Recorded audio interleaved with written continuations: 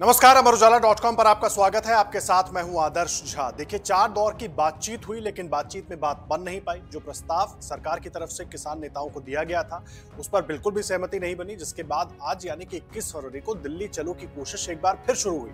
लेकिन शंभू बॉर्डर से सुबह से जिस तरह की तस्वीरें बीच बीच में आ रही हैं, उसको देखकर साफ लग रहा है कि वहां पर एक घमासान है। किसान है और दूसरी तरफ प्रशासन है। दोनों के बीच किसान आगे बढ़ना चाहते हैं, प्रशासन उनको वहीं पर रोक कर रखना चाहता है।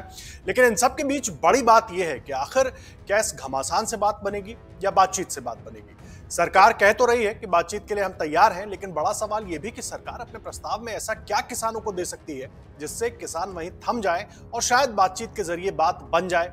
और अगर इस बार भी कोशिश ऐसी होती है कि बात नहीं बनती है, ऐसे संकेत मिलते हैं, तो आगे क्या होगा, यह बड़ा सवाल है। लेकिन फिलहाल शंभू बॉर्डर पर घमासान जरूर है और सबकी नजर टिकी हुई है कि सरकार और किसान नेताओं के बीच क्या मुद्दों पर सहमति बनती है। कम से कम पहले तो आप बातचीत के लिए तैयार हो जाएं और जहां है वहीं रुक जाएं।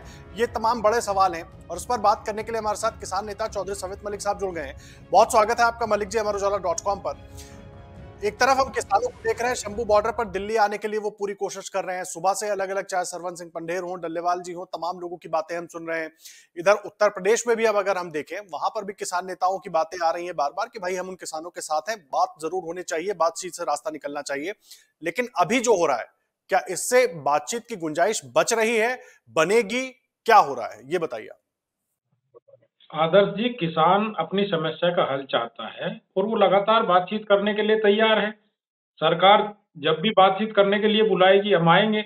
दिल्ली में जब आंदोलन चला तो 14 दौर की बात हुई थी, तब भी किसान गया था। किसान तो सड़क पर बैठा है, आप जो चाहता है जाइए और बात करिए उनसे।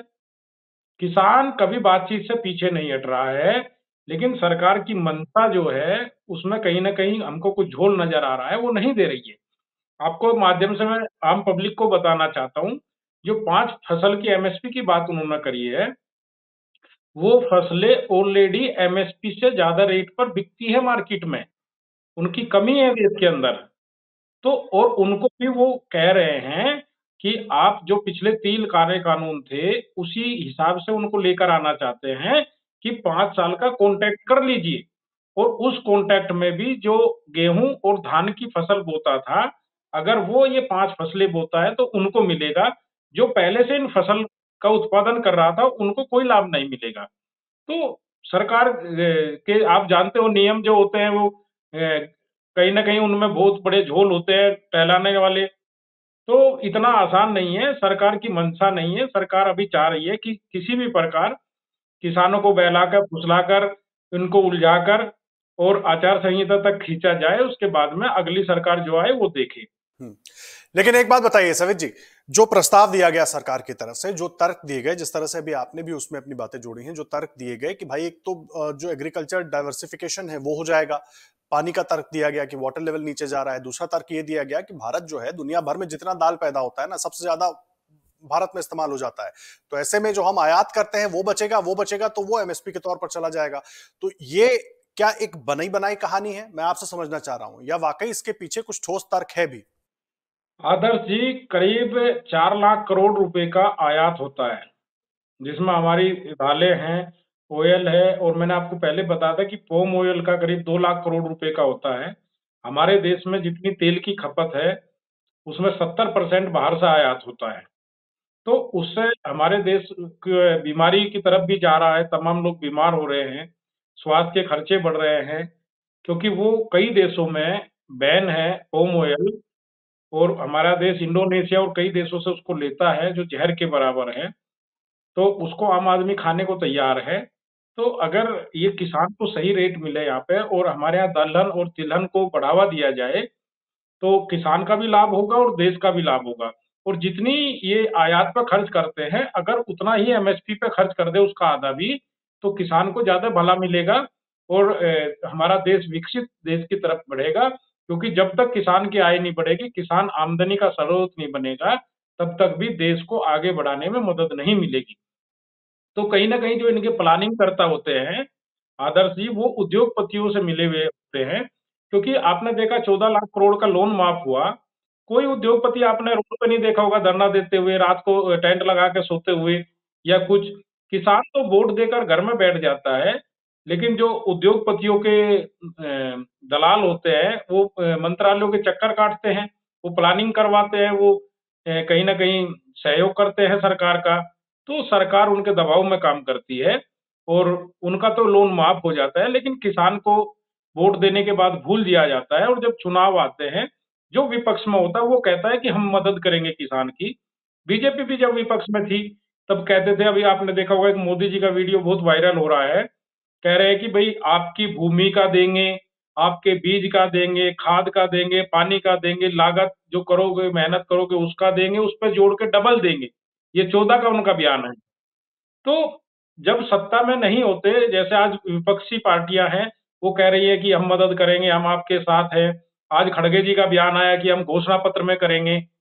तो जब विपक्ष में होते हैं, सब हमदर्द होते हैं हमारे और लेकिन जब जैसे ही उनको हमारे कंधे पे पैर रख के सत्ता की कुर्सी मिल जाती है, तो उनको भी वही उद्योगपति मित्र याद आ जाते हैं, उन्हीं के कर्ज़े माफ़ होते हैं। किसान को कर्ज़ देते हैं, कहते हैं हमने इतने करोड़ लाख का कर्ज़ दे दिया, उसको कर्ज़ में डुबो रहे हैं, लेकिन उसको कर्ज़ से उभारने के लिए या उसकी आमदनी बढ़ाने के लिए सरकार ने कोई जतन नहीं किया ठीक है, है।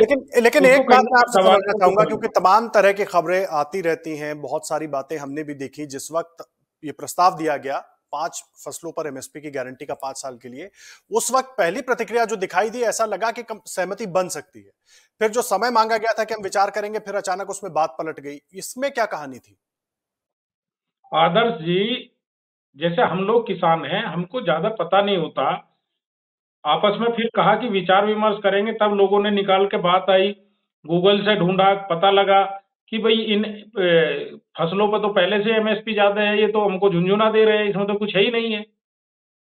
देखो, हर एरिया में अलग-अलग फसल होती है, हर जगह की स्थिति अलग है। अब उनको कह दिया कि कपास पहले पंजाब में अच्छी होती थी, अब नहीं बोते क्योंकि वहाँ पर कीट बहुत लग रहा है, फसल बर्बाद हो जाती है। फसल बीमा योजना में फसल को जब नुकसान होता है तब तो तमाम इंक्वायरी होती है, पटवारी की रिपोर्ट लगती है, मुआवजा आता है। ₹10 बीघा, ₹5 बीघा, 1 पैसा आपने देखा होगा। और जब कोई पराली पत्ती जला देता है तब सैटेलाइट से फ़ोटो खींच के उसके घर जुर्माने की रकम पहुँच जाती है। तो तब वो सैटेलाइट कहाँ होता है, जब फसल का नुकसान होता है, तब उसको मुआवजा नहीं मिलता है। तो किसान के सामने चारों तरफ समस्या है। एनसीईआरटी के आंकड़े बताते हैं, अब तो इन्होंने बंद कर दिए कि किसान कितना आत्महत्या कर रहा है। किसान की स्थिति मतलब बद से बदतर होती जा रही है। लेकिन एक बात बताइए ना सवित जी, बड़ा सवाल ये भी है ना, आप एक तरफ बात कर रहे हैं कि तमाम किसान नेताओं के बयान आ रहे हैं कि हम शांतिपूर्ण तरीके से दिल्ली जाना चाहते हैं, हम शांति से अपनी बात रखना चाहते हैं। दूसरा, वहां पोकलैंड मशीनें दिख रही हैं, बख्तरबंद ट्रैक्टर दिख रहे हैं, जेसीबी मशीनें दिख रही हैं, तो फिर इसका मायने क्या निकाले? ठीक है, आपका टकराव या किसानों की मांग सरकार के साथ है, बिल्कुल सही है, बिल्कुल उनसे जवाब मांगना चाहिए, लेकिन आम जनता को भी तो इससे परेशानी हो रही है ना सर? देखो आदर्श झा जी, किसान की तरफ से किसी को कोई दिक्कत नहीं है। पंजाब से किसान चला, किसी को कुछ नहीं कहा, सारे शहर पड़े बीच में, सब आ गए। रास्ता किसके द्वारा रोका गया? सरकार के द्वारा। बैरिकेड किसके लिए द्वारा लगाए गए? सरकार के लिए। अभी तो दिल्ली में कोई किसान नहीं है। दिल्ली चारों तरफ से इन्होंने सील कर दी, आम आदमी को दिक्कत हो रही है किसान को बदनाम करने के लिए। और वो जो पोकलैंड है, जेसीबी है, कट्टे जो भर के लाए गए बालू के, वो इसलिए नहीं है कि हम किसी को हानि पहुँचा रहे हैं। हम टकराव से बचना चाहते हैं। अगर आपने रोड बंद कर दी है, आपने पुल बंद कर दिया है, तो हम साइड से नदी में अपना बोरी डाल के उससे अपने ट्रैक्टर ट्रॉली निकाल के एक तरफ से निकल जाएँगे। क्योंकि हम टकराव नहीं चाहते, हम नहीं चाहते कि किसान का एक बेटा उधर रहे और एक बेटा उधर रहे। जो फ़ोर्स है वो भी तो किसान के ही बच्चे हैं, वो अपनी नौकरी कर रहे हैं। तो दोनों तरफ किसान के ही बेटे हैं, आपस में उनको लड़ाने का काम सरकार कर रही है और आपने देखा कि एक प्रदेश को पूरे देश से अलग काटने का काम ये सरकार कर रही है। जाति विशेष पे हमला किया जा रहा है।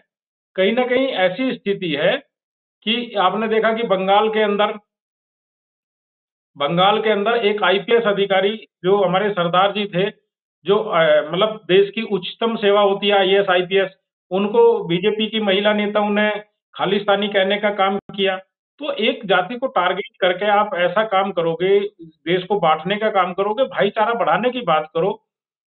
कभी आप हिंदू-मुस्लिम की बात करते हैं, कभी सरदार हिंदू की बात करते हैं, कभी मतलब कहीं न कहीं तोड़ने की बात आप कर रहे हो। किसान तो हर जाति का है, उसमें कोई जाति धर्म नहीं है, सबको मिलाकर चलते हैं और सबकी ये लड़ाई है।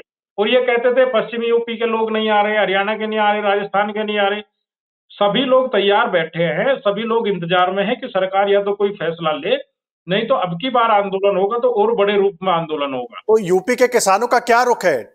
कई बार हम देख रहे हैं टिकैत साहब भी मुखर हो रहे हैं कई जगह, आप लोगों का भी क्या रुख है ये भी थोड़ा समझना जरूरी है यहाँ पर, क्योंकि अगर बातचीत का प्रस्ताव दिया गया है, गुरनाम सिंह चढ़ू ने स्वागत किया कि भाई अर्जुन मुंडा जी ने जो कहा है बातचीत आगे भी जारी रह सकती है, बातचीत के जरिए रास्ता निकालेंगे, वो तो स्वागत कर रहे हैं। और मेरी जानकारी के अनुसार अभी शंभू बॉर्डर पर तमाम नेताओं की आपस में बातचीत भी हो रही है कि अगर सरकार के बातचीत के प्रस्ताव पर आगे बढ़ते हैं तो फिलहाल जहां है वहीं रहेंगे। तो क्या इस पर सब लोग एक सहमत हैं, आप सारे लोग?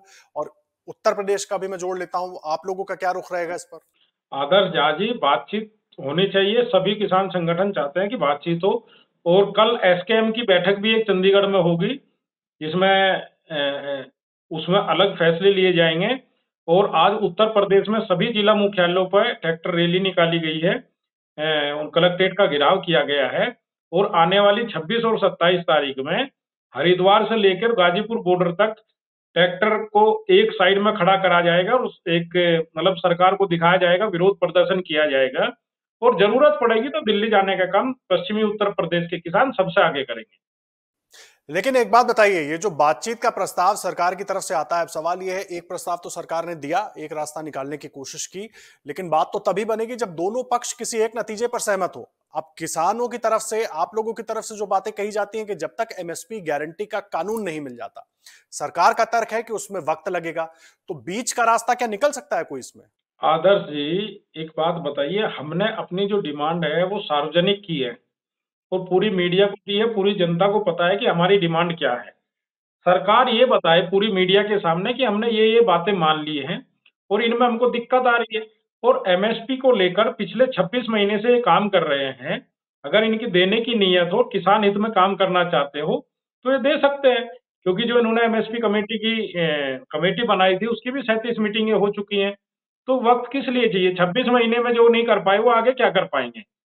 अब तो मौके पे इनको काम करना पड़ेगा, कहीं न कहीं, क्योंकि चुनाव है, ये भी दबाव में है और किसान के पास भी मौका है, ये हम मानते हैं कि हमारे पास ये अच्छा मौका है इनके ऊपर दबाव बनाने का और किसान हित में काम करने का।